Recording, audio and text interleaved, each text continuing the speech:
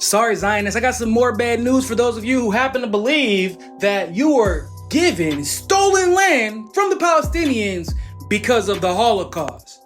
It ain't got nothing to do with that. Last week, I discussed with you all about how 53,000 Jews were moved to Palestine in 1933 because of the Havara Agreement. And if you notice, that date's a little bit peculiar because 1933 is most obviously before the end of World War II. But that was actually only one instance of Zionists using Western power in order to displace Palestinians and blaming the Holocaust for why we should all accept it. Y'all know about the Balfour Agreement of 1917? You see, in 1917, during World War I, British Foreign Secretary Arthur Balfour wrote a letter to Lord Rothschild to tell him basically, hey man, we're gonna give you the Palestinians land. And by the way, they didn't call it Israel, they called it Palestine, in case you were wondering. Now, in that letter, Balfour said that the British government sympathizes with Zionist aspirations, and they're gonna work with the Zionist community in order to establish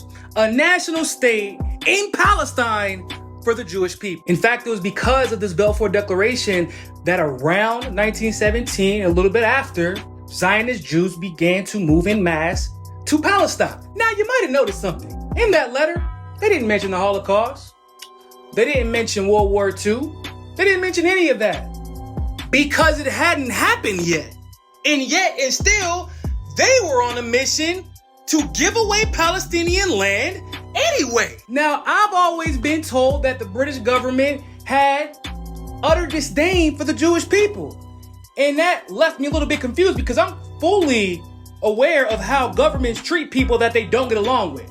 I'll tell you this, they don't give you the exact land that you want. They're usually in the business of taking your land away when they don't like you and don't respect you. So now, knowing what we know about the Havara Agreement of 1933 and now the Balfour Agreement of 1917, we can pretty much discern the West was going to steal Palestinian land and give it to Israel no matter what excuse they had to give the world in order to justify the theft of this land. So what I'm basically telling you all is, Zionists, we don't give a fuck about your excuses no more. All of your excuses are foundationalized in bullshit and lies. You don't get to play victim while you're stealing land from indigenous people because it has nothing to do with the Holocaust.